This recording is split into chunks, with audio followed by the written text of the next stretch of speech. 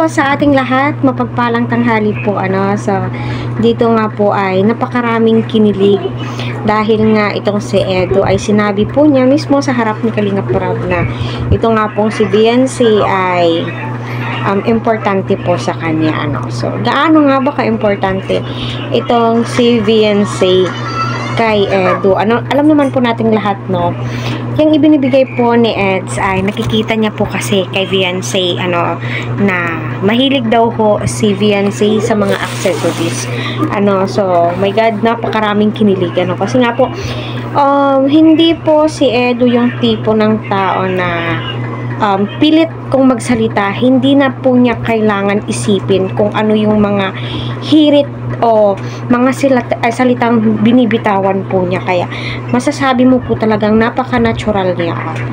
Mas kinikilig po talaga ako dito sa Edsy. Ewan ko ba kasi kahit si Beyonce simplihang galaw po niya is parang nakakakilig, parang natural na po sa kanila, parang hasang-hasa na po sila sa kanilang ginagawa, which is yun na po talaga yun, natural na po nilang reaction sa bawat isa. Ayun na nga po si Eds ay nagbigay ng promise ring nakakagulat sa dami ng nakatandem ni Eds, mahilig po talaga siya magbigay ng mga tawag nito yung dapat i-value mo yung ibinibigay niya. Correct me if I'm wrong. Nakalimutan ko kung ano yung second term nun o yung term po talaga ng words mo. Dalawa to.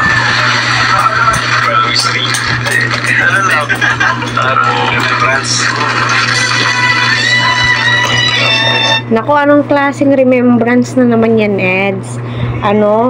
Para sa akin, napakaswerte mo, Beyonce, kasi nga, pinaglaanan ka talaga ni Eds, so alam naman po natin, itong si Edu is napakahilig yung magbigay ng mga kung anong anik-anik, pero gayon pa man, aminin nyo, hindi lang ako ang kinilig, pati kayo, oh my God, kinilig din po kayo dito.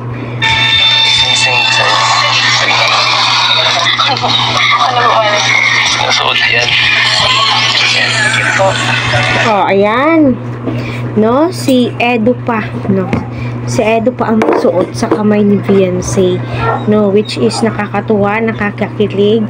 Sino ba naman ang hindi kikiligin? Dahil yung idol mo, todo effort para ma-appreciate ni Beyonce yung mga ibinibigay niya. Alam naman po natin, lahat po ng mga Kalingap beneficiary, Kalingap angels ngayon is na-appreciate po nila kung ano po yung ibinibigay ng Team Kalingap, especially si Beyonce. Alam ko, Beyonce, nanonood ka, napakaswerte mo, napakaraming nagmamahal sa'yo.